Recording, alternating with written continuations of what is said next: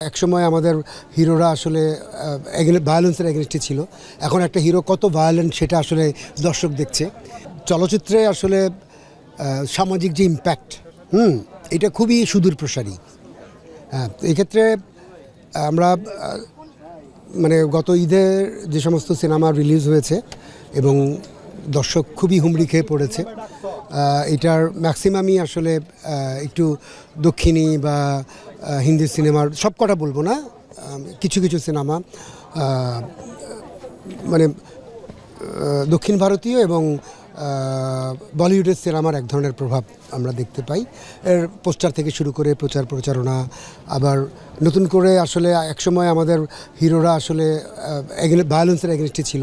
এখন একটা হিরো কত ভায়োলেন্ট সেটা আসলে দর্শক দেখছে।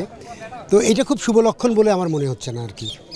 আমাদের নিজেদের সিনেমা নিজেদের মতো করে আমাদের গল্প বলা উচিত, এবং এইটার থাকে ইন্ডাস্ট্রিতে নানা ধরনের সিনেমা হয়, কিন্তু নিজেদের সিনেমা যেন আমরা ভুলে না যাই আর কি।